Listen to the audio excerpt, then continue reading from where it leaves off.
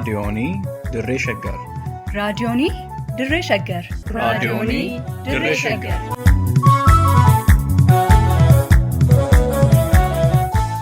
raadiyoonii Dirree Shaggar. raadiyooniin Dirree Shaggar torbaan guutuu guyyoodhaan galgalatti sa'aatii tokkorraa eegalee hamma sa'aatii tokkoof walakkaatti dambalii gabaabaa meetir baandii 19 kiiloo heerzii 15,415 irratti qophii dabarsuu hamma jalqaba. raadiyoonii Dirree Shaggar.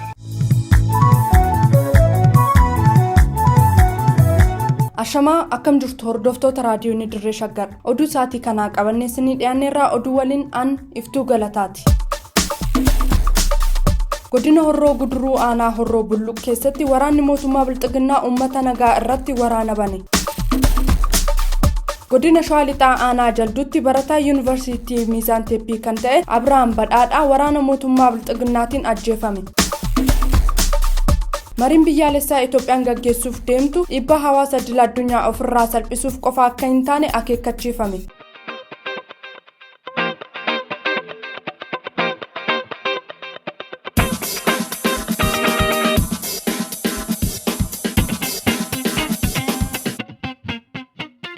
Godina Horroo Guduruu Aanaa Horroo Bulluq keessatti waraanni mootummaa Bilxiginnaa uummata nagaa irratti lola banee jiraachuun ibsame. Maddi raadiyoonii Dirree Shaggar bakkasii akka ibsetti Aanaa Horroo Bulluq gandoota Boonee Abunaa fi Guddinaa Abunaatti waraanni mootummaa uummata nagaa irratti waraana banee namoota hedduu ukkaamsee qabeenya jiraattotaa barbadeessaa akka jiru ibseera. Odeessi arganne akka mirkaneessutti amajjii 4 bara 2014 waraanni mootummaa konkolaattota gurguddaa 10 oliin fe'amee kan irratti bobbaafame yoo ta'u eeggasii uummanni dararaa hamaa keessa jiraachuu dubbata. Waraanni gamas qubate kun afaan Oromoo kan hin beekne ta'uu kan eeru maddi raadiyoonii Dirree Shaggar nama karaa gubbaa irratti arge hunda ukkaamsaa fi reebicha irratti raawwachaa jiraachuu ibse. Keessumaa humna dargaggeessaa irratti xiyyeeffatanii miidhaa dhaqqabsiisaa akka jiran himee dargaggoota lakkoofsaan hedduu ta'an ukkaamsanii jiraachuu eera. Dargaggoonni ukkaamsamaa jiranis eessa geeffamaa akka jiran hanga gabaasni kun qindaa'utti odeeffannoo akka hin qabne himeera. Dabalataanis manneen jiraattotaa abiddaan gubaa waan jiraniif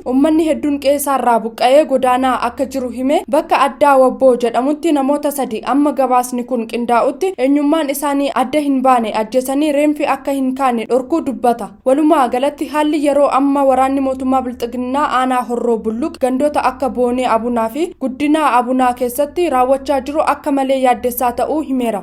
Wabii Waaqotu gabaase. Godina Shawaa Lixaa Aanaa Jalduutti barataa yuunivarsiitii Miizaan Teeppii kan ta'e Abiraam Badhaadhaa waraana mootummaan Bilxiginnaa uummata nagaa gooluuf bobbaaseen ajjeefamuun ibsameera. Maddi keenya ajjeefamuu barataa kanaa quba qabu akka ibsetti Abiraam barataa yuunivarsiitii Miizaan Teeppii muummee injiinaringii waggaa tokkoffaa yoo ta'u boqonnaadhaaf gara maatii galee amajjii 4 bara 2014 Aanaa Jalduu ganda Osolee jedhamutti waraana mootummaatiin ajjeefamuu raadiyoonii Dirree Shaggaritti himeera. Abiraam barataa hawaasa keessatti ilma Oromoo naamusa gaarii qabuu fi yakka humtuu keessa harka hin cuuphanne ta'uun kan ibsame yoo ta'u sababa barnootaaf yuunivarsiitii ture deebi'eef qofa akka waan lolaaf bosona ture galetti shakkamee waraana mootummaa Bilxiginnaatiin balleessaa tokko malee gara jabinaan ajjeefamuu maddi kun ibseera. Humni dargaggeessa hawaasa keessatti argamnaan akka waan waraana bilisummaa Oromoo ta'etti ilaalamee dararamaa akka jirullee himeera. Sababa kanaanis dargaggoonni hedduun lubbuu isaanii du'a jalaa oolfachuuf qe'ee isaanii gadhiisanii baqachaa akka jiran dubbata. Itti fufuunis waraanni mootummaan Bilxiginnaa bobbaase sochii waraanni bilisummaa Oromoo aanicha keessatti taasisaa jiru hordofee namoota Oromummaa isaanii jaalatanii fi sirna Bilxiginnaa deeggaruuf fedhii hin qabaanne irratti xiyyeeffachuun ergama abaa'oo shanii qabdu jechuun farrajanii miidhaa irraan ga'aa akka jiran maddi keenya kun raadiyoonii Dirree Shaggaritti himeera jechuun kan gabaase Wabii Waaqoti. Itoophiyaan mariidhaaf dursa kennuun carraa waraanaaf saaxilamuu ni hambisa jedhe. Waajjira muummicha ministeeraatti itti gaafatamaan biiroo ijaarsa sirna dimookiraasii Dr. Biqilaa Hurrisaa. Waajjira muummicha ministeeraatti itti gaafatamaa biiroo ijaarsa sirna dimookiraasii kan ta'e Dr. Biqilaa Hurrisaa afgaaffii miidiyaalee waliin taasiseen uummattoonni Itoophiyaa gidduu seentummaa biyyoota alaa malee mariidhaaf carraa kennuun waraanaaf akka hin saaxilamne gochuu akka qaban dubbateera. Lammiileen Itoophiyaa rakkoo tokkummaa biyyattii balaa cimaarra buusan kana furuuf karaa duudhaalee amantii fi aadaan ta'anii mari'achuu qaban kan jedhu Dr. Biqilaa Hurrisaa yaadota akkaan mormisiisoo ta'an kanarratti immoo uummanni biyyattii taa'ee mari'achuun barbaachisaa akka ta'e himee jira. Marii biyyaalessaa gaggeeffamuuf adeemu kanarratti qondaalonni bilxiginnaa Oromiyaa fi naannoo Amaaraa walgaareffannaa cimaa keessa kan seenan yoo ta'u, bilxiginnaan naannoo Oromiyaa hidhamtoota siyaasaa mana hidhaarraa hiikaman keessattuu hogganoonni Koongirasii Federaalawaa Oromoo uummata isaanii duuba jiru kabajuun carraa kennameefitti fayyadamanii sochii akka taasisan wayita gaafatu. Bilxiginnaan naannoo Amaaraa immoo miidiyaalee naannichaa fi tooftaa adda addaa fayyadamuun ammallee uummata waraanaaf kakaasaa kan jiran ta'uu beekameera. Liban Jaarsotu qindeesse. Sababa waraanaatiin rakkoo siyaasaa, dinagdee fi hawaasummaa Itoophiyaan keessatti kufte keessa baasuuf mariin biyyaalessaa gaggeeffamuuf jiru dhiibbaa hawaasa idil addunyaa ofirraa salphisuuf qofa akka hin oolle of eeggannoo guddaa akka barbaachisu paartiin uummata Affaar beeksise. Paartichi ibsa amajjii 4 bara 2014 baaseen adeemsi marii biyyaalessaa kunis jalqabaa hanga dhumaatti bilisa, walabaa fi amanamummaa akka argatu mootummaan dhimmoota marichaan walqabatan gidduu seenurraa of qusachuun rakkoon biyyattii hubannaan beekumsa tooftaa kennanii fudhachuutiin akka furamuuf of eeggannoon barbaachisu hundi godhamuu akka qabu ibse. Mariin biyyaalessaa Itoophiyaan waraanni mirga namoomaa akka malee sarbee fi biyyattii gama hundaan gaaga'e kun dhaabbachuun akka mari'atamuuf waamichi uummattoota biyyattii fi hawaasa idil addunyaa irraa taasifamaa ture. Qoddattoota siyaasaa Itoophiyaa kanneen qabsoo karaa nagaa fi hidhannoo gaggeessaa jiran hunda kan hammate ta'ullee mootummaan Abiyyi Ahmad adeemsuma kana hordofuun hooggantoota Koongirasii Federaalawaa Oromoo, Baaldaraasii fi Adda Bilisa Baasaa Uummata Tigraay himanni abbaa alangaa federaalaan irratti bane adda cituun akka gadhiifaman taasisuun qondaalota, hooggantootaa fi miseensota Adda Bilisummaa Oromoo manneen hidhaa jiran osoo hin baasiin hafuun adeemsi marii biyyaalessaa ammumarraa jalqabee iftoomnaa fi amanamummaa akka hin qabne agarsiisa jedhameera.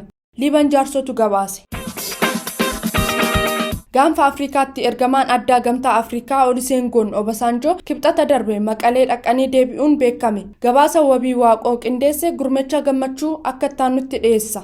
Kaayyoon imala Obasanjoo waraanni kaaba biyyattii keessatti waggaa tokko oliif gaggeeffamaa turee fi ammaan kana waan qabbanaa'e fakkaatu guutummaatti dhaabbatee rakkoo siyaasa biyyattii saffisaa furuuf gaanfa Afrikaatti ergamaa addaa gamtaa Afrikaa kan ta'an pirezidaantiin duraanii Naayijeeriyaa Olusegun Obasanjoo kibxata dheengaddaa amajjii 4 bara 2014 gara magaalaa Maqaleetti imaluun Finfinneetti deebi'uun dhagahame. Obasanjoon gara Maqaleetti imala jalqabanii daqiiqaa muraasa booda mootummaan Itoophiyaa magaalaa Maqalee irratti haleellaa diroonii raawwachuu isaatiin Obasanjoon komachuun isaanii dhagahameera. Taateen kun imala isaanii waliin walirra kan buufame itti yaadamee raawwatamuusaa xiinxaluun haleellicha irratti gaafii qabaachuu Obasanjoon ibsaniiru. Itti dabaluunis namoonni kiiloo 4 yookiin masaraa mootummaa keessa jiran lubbuu namootaatiin taphachaa jiru jechuun Obasanjoon komachuu BBC'n Afaan Oromoo gabaaseera. Dubbi himaan garee TPLF Getaachoo Raddaa dhaamsa gabaabaa fuula Tiwiitarii isaa irratti barreesseen mariin ergamaa addaa gamtaa Afrikaa Olusegun Obasanjoo waliin taasifame gaarii ta'uu ibseera. Mootummaan bilxiginnaa waraana kaaba biyyattiitti waggaa tokko oliif adeemsifamaa ture dhaabuuf murteessus Oromiyaa keessatti waraanni akka itti fufu labsuusaatiin uummata Oromoo daran gaddisiisuusaa wayita qaamoleen adda addaa dubbatan ni dhaga'ama. Sababa kanaanis lubbuun lammiilee nagaa heddumminaan darbee qabeenyi uummataa barbadaa'u irratti argamuusaa maddiitti keessumaa Wallaggatti haleellaa humna qilleessaa fi diroonii mootummaa bilxiginnaan lubbuun namoota hedduu gaagaamaa fi qabeenyi hawaasaa barbadaa'aa jiraachuu raadiyooniin Dirree Shaggar jiraattota naannichaa waabeffachuun gabaasuun isaanii yaadatama.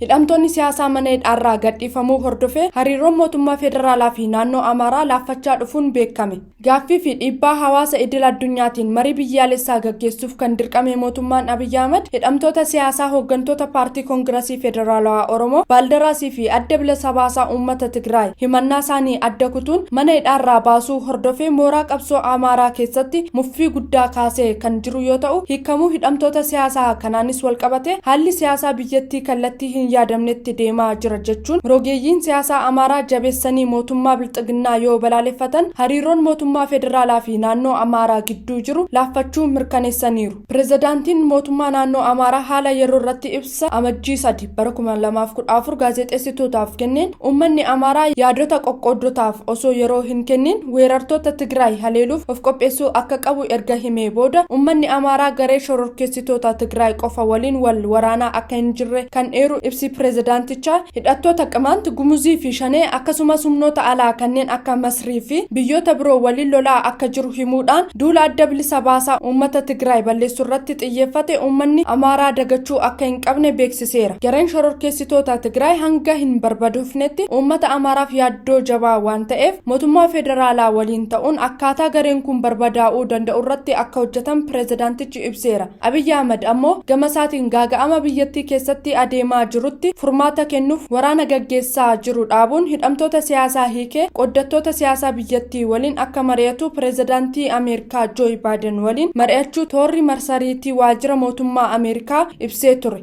Liiban Jaarsotu gabaase. Egaa dhaggeeffattoota keenya oduun har'aaf qabannee dhiyaanne kanumaan gammaati. Sagantaa fi waliin turtii gaarii qabaadhaa.